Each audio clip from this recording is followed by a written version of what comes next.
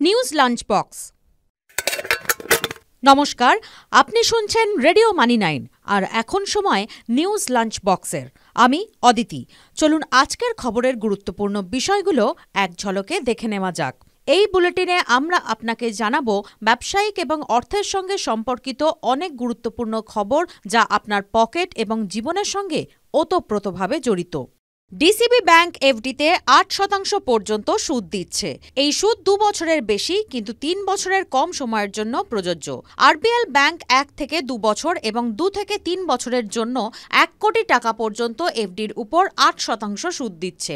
IDFC first bank এফডিতে 4.50% থেকে 7.75% পর্যন্ত সুদ দিচ্ছে। 1 কোটি টাকা পর্যন্ত এফডির জন্য সর্বোচ্চ 7.75% সুদ দিচ্ছে এই বেসরকারি ব্যাংক। ইন্ডাসইন্ড ব্যাংক 1 কোটি টাকা পর্যন্ত এফডিতে 7.50% পর্যন্ত সুদ দিচ্ছে। 1 থেকে 2 বছরের মেয়াদে এই হার 7.50% থেকে 2 থেকে 3 বছরের মেয়াদে এই হার 7.5%। অসামরিক বিমান পরিবহন মন্ত্রক এয়ার ইন্ডিয়াকে বড় জরিমানা করেছে। বিমানের নিরাপত্তা সংক্রান্ত নিয়ম লঙ্ঘনের জন্য এয়ার ইন্ডিয়াকে 1.10 কোটি টাকা জরিমানা করেছে ডিজিসিএ। এয়ার ইন্ডিয়ার উড়ানে ক্রমাগত নিরাপত্তা সংক্রান্ত নিয়ম লঙ্ঘনের কারণে ডিজিসিএ সংস্থার বিরুদ্ধে এই কঠোর পদক্ষেপ করেছে। নতুন বছরেও কর্মী ছাঁটাই অব্যাহত।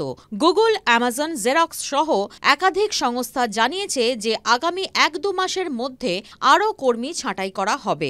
এই তালিকায় এবার যুক্ত হয়েছে ই কমার্স প্ল্যাটফর্ম ইবে।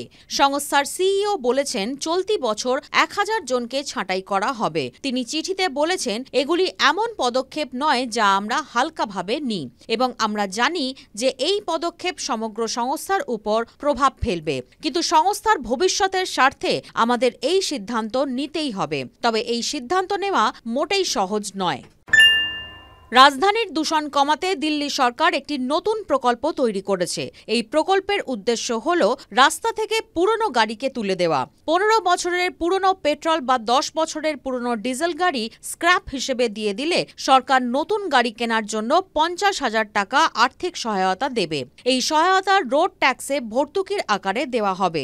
রাস্তায় আরও নতুন গাড়ি নামিয়ে দিল্লি সরকার দূষণের মোকাবিলা করতে চাইছে। যানবাহন স্ক্র্যাপিং নিয়ে একটি খসড়া নীতি ইতিমধ্যেই তৈরি করেছে পরিবহন দপ্তর। দিল্লিতে 2021-22 এবং 2022-23 সালে প্রায় 55 লক্ষ পুরনো গাড়ি বাতিল করা হয়েছে। লোকসভা নির্বাচনের পরে 5G পরিষেবা আরও ব্যয়বহুল হতে পারে। টেলিকম সংস্থাগুলি এই ক্ষেত্রে 20% পর্যন্ত মোবাইল শুল্ক বাড়াতে পারে। টেলিকম সংস্থাগুলি প্রিপেড এবং পোস্টপেড উভয় প্ল্যানের খরচই বাড়াতে পারে। ব্যাংক অফ আমেরিকা তাদের রিপোর্টে বলেছে, টেলিকম সেক্টরের অবস্থা ভালো নয়। বিরাট ক্ষতির সম্মুখীন হলেও সংস্থাগুলি ক্রমবর্ধমান প্রতিযোগিতা এবং গ্রাহক হারানোর ভয় পাচ্ছে। সেই কারণেই মোবাইল ট্যারিফের হার বাড়ানো হচ্ছে না। ট্যারিফের সর্বশেষ বৃদ্ধি হয়েছিল 2021-এর নভেম্বরে। সেই সময় টেলিকম সংস্থাগুলি 20 থেকে 25% দাম বাড়িয়েছিল। আজকের নিউজ লাঞ্চ বক্স এই পর্যন্তই। শুনতে থাকুন রেডিও মানি 9। ব্যবসা এবং অর্থ সংক্রান্ত খবরের সর্বশেষ আপডেট পেতে এখনই মানি 9-এর মোবাইল অ্যাপ ডাউনলোড করুন। পাশাপাশি চোখ রাখুন মানি 9 বাংলার সোশ্যাল মিডিয়া পেজে। News lunch box.